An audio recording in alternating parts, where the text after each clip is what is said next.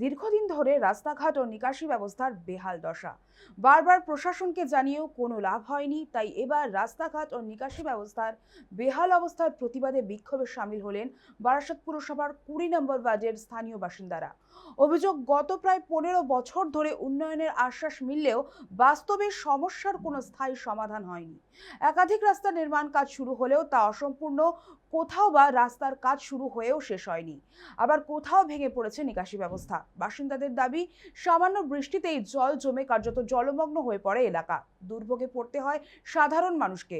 বারবার প্রশাসনের দ্বারস্থ হয়েও মেলেনি কার্যকর পদক্ষেপ। তাই রবিবার ক্ষোভ উগরে দিয়ে রাস্তায় নামলেন স্থানীয়রা। তাদের একটাই দাবি, অবিলম্বে রাস্তা ও ড্রেনের কাজ সম্পূর্ণ করে স্থায়ী সমাধানের উদ্যোগ নিক প্রশাসন। যদি হয়ে যায় তো কাজ শুরু হয়ে যাবে। একদম একদম, হ্যাঁ, কাজ শুরু হয়ে যাবে।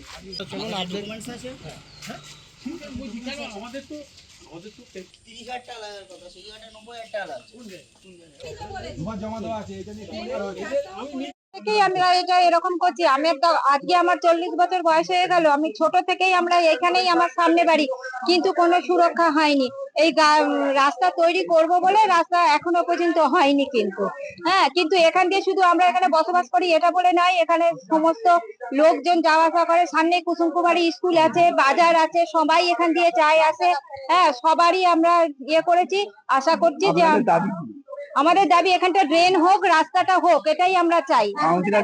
হ্যাঁ, বলেছিলাম, হচ্ছিল, হতে গিয়ে এই যে অর্ধেকটা রাস্তা খুঁড়ে নিয়ে ব্যাস বন্ধ করে দিচ্ছে এখন। কিন্তু হাফ হবে বলছে, আপনি বেশি বাড়াবাড়ি করবেন কেন? আমি কাকুলি লোক, জানেন, আমাকে চেনেন, আমাকে এইভাবে বলছে। ওই কন্ট্রাক্টর যে এখানে ছিল, হ্যাঁ, বলছে আমি কাকুলি লোক, আমাকে চেনেন। আমি আপনি যার লোক হন, রাস্তা পুরো করবেন, তারপর রাস্তা কমপ্লিট করতে পারা যাবে। হচ্ছে না, মানে অনেক চেষ্টা করি, অনেক যতবার জিজ্ঞেস করি ততবার বলে হ্যাঁ টাকা এসছে, হবে, কিন্তু কিছুতেই হয়নি। এত বছর ধরে হয়নি। আপনাদের কি বৃষ্টিতে খুব অসুবিধা হয়? হ্যাঁ, বৃষ্টিতে জল জমে যায়, গাড়ি কেউ যেতে পারে না, হেঁটেও যাওয়া যায় না। রাস্তার অবস্থা দেখেছেন তো কি অবস্থা। কাউন্সিলরের কাছে গেলে কাউন্সিলর কি বলে? বলছে হবে হবে। বছর পর বছর ধরে এই ওয়ার্ডে ভালো রাস্তাঘাট নাই, জলের পরিষেবা ভালো নাই, জলের যে পাস, যে ড্রেনেজ ভালো নাই। এলাকার মানুষের কথা শুনে কাউন্সিলরকে জানিয়েছিলাম, তা কাউন্সিলর বলছে যে হবে, হচ্ছে, এবার পরে আসবে। তাই আজকে আমরা বাধ্য হয়ে এলাকার মানুষের স্বার্থে এলাকার কাউন্সিলরকে এনেছি যে রাস্তাঘাটের এই অবস্থা কেন, আপনি তার উত্তর দিন এবং আপনি ঠিক করে যান। কেন এর আগের যে তৃণমূল সরকার ছিল, আমরা শুনেছি প্রত্যেক বুথ প্রতি 10 লক্ষ টাকা করে অ্যালট করেছিল। সেই টাকা যদি এসে থাকে, তা বুথের কাজগুলো হলো না কেন? যে পিচ রাস্তা, আমাদের যে মেন রাস্তা বলা হয়, সেগুলো এখন রাস্তা কি, সেখানে নৌকো চালালে ভালো হয়, বৃষ্টি হলে এই অবস্থায় দাঁড়িয়ে রয়েছে। স্থানীয় বাসিন্দা বলছে 15 বছর ধরে এখনো কোনো সুবিধা তারা পায়নি। আপনাকে কি বলবেন এই ব্যাপারে? 15 বছর সুবিধা পাইনি, এটা এটা ভুল যদি বলে থাকে। আমি তো বললাম এই আবাসের কাজ শুরু হয়েছে, উপস্থিত আবাসের কাজটা চালু করবো বলে আমরা রেডি করেছি, কিন্তু 4 তারিখের পর এমবার্গোতে দিয়ে দিয়েছে সরকার। আমরা সরকারকে এর আগে একটা চিঠি দিচ্ছি, সরকার 15/6 একটা চিঠি পাঠিয়েছে।